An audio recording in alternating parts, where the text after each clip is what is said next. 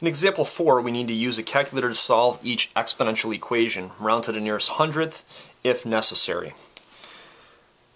This is going to be kind of an introduction to some other problems that we're going to be working with as well. But I wanted to show you with this example how we can use logarithms to help us solve these exponential equations.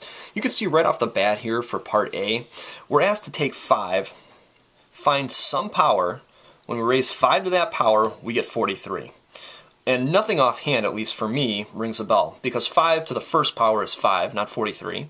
5 squared is 25, not 43, and 5 to the third power would be 125, not 43. We see a setup like this, we need to use something else to help us.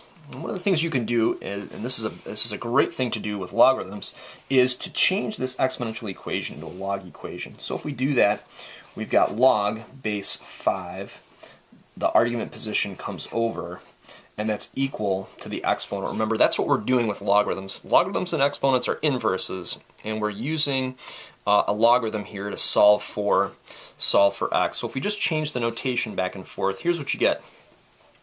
You can just type in log of 43 into your calculator, and some of you have a log base program in your calculator, so you won't need to do this extra part. Your calculator will actually give you a spot to put the base in and then the argument, and so go ahead and use that if you have it. That's called the log base program, I think.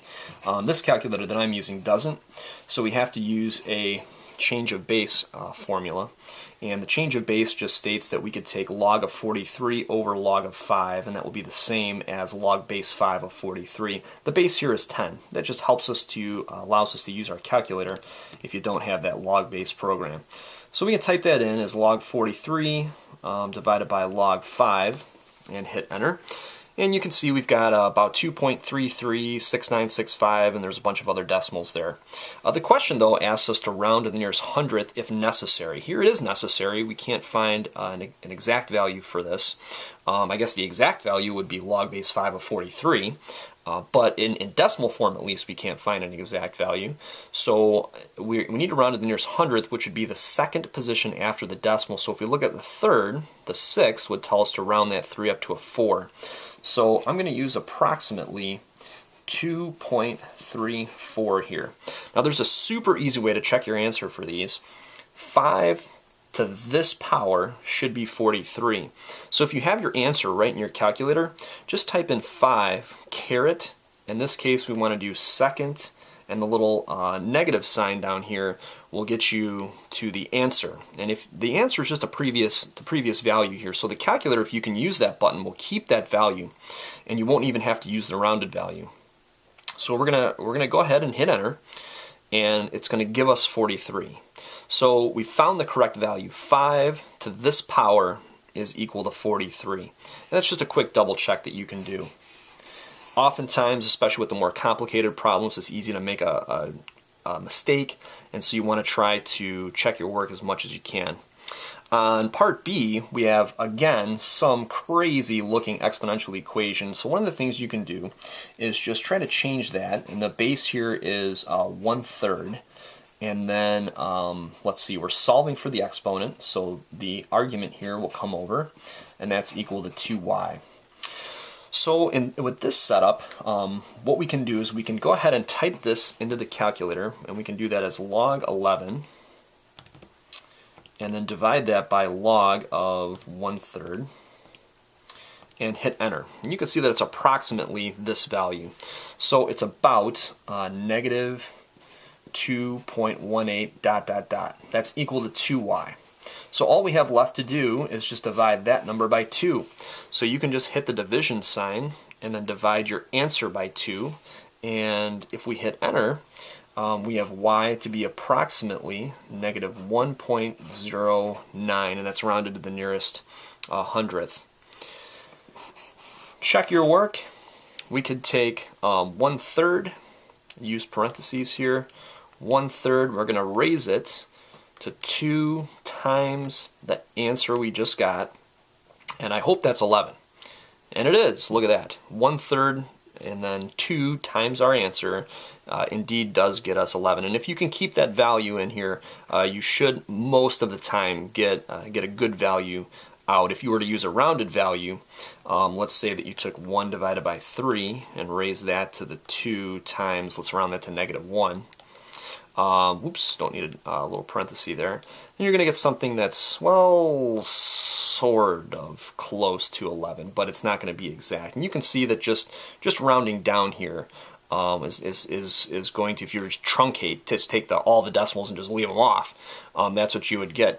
And if you wanted to be a little closer, you could type in -1.1, so that'd be 1.1, and that should get you a little closer. It's 11.21. And so that'll get you somewhere near 11, and you can also do that to double check. But it's a really nice idea to use that exact value in your calculator, not this approximated one. This next setup here for C, already I'm starting to see there's an issue here. And here is the issue. We need to take 10, raise it to some power, and get a negative answer. Well, if we take 10, just investigate this a little bit, and raise it to, let's say we think it's maybe -2. Is that -100? No, it's 0.01.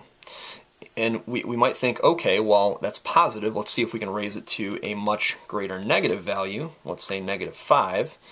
And what is that? Well, that's 1 times 10 to the -5 power, which is like 0.00001. Still not -100. So with this setup here for part C, there is a big problem, and that is this negative sign.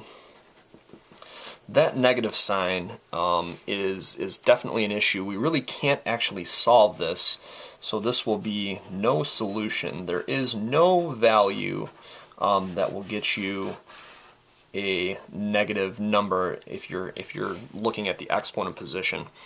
If you want to see how this looks in the calculator, let's go ahead and change this into our log form. So this is log base 10, and then the argument is -100, and then that's equal to x. So you might say, well, let's just type this in. This is a natural logarithm, a common logarithm.